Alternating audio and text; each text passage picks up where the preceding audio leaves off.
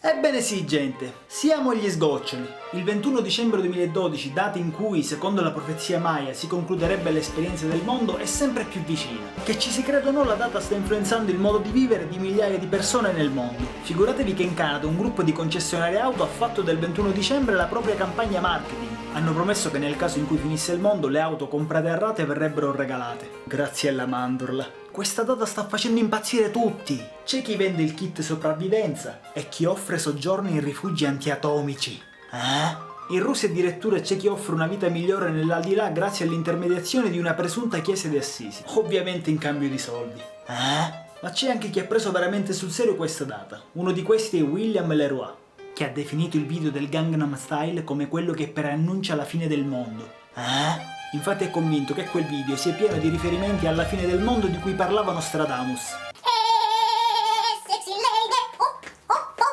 Per quanto riguarda gli italiani invece sono piuttosto divisi. C'è chi non ci crede, c'è chi si caga in mano e c'è chi crede che la fine del mondo sia Mario Monti. In ogni caso, se dovesse davvero finire, vista la disoccupazione, vista la crisi, visti i tagli alla sanità, visti i tagli alla pubblica istruzione, visti i nostri politici che pensano solo ai loro interessi, che cosa avremmo da perdere? Anzi, io vedo nella data del 21 dicembre la soluzione a livello mondiale di tutti i problemi in un solo colpo. Bare Peppe, ma ti sei dimenticato di dire una cosa importante?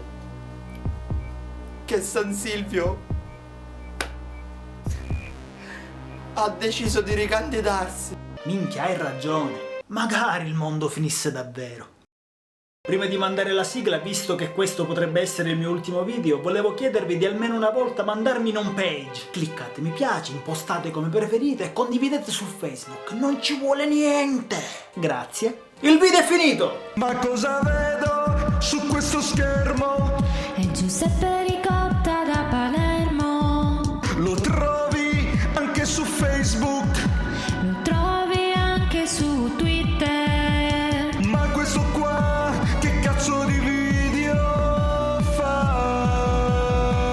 È uno scempio di ilarità.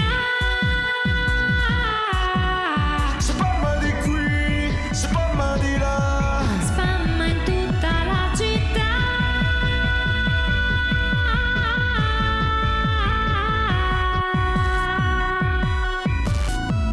Giuseppe Ricotta da Palermo. Ma ditemi, chi è questo Giuseppe Ricotta da Palermo? Edizione straordinaria, Kate Middleton e William il principe aspettano un bebè. Non me ne fotte un cazzo!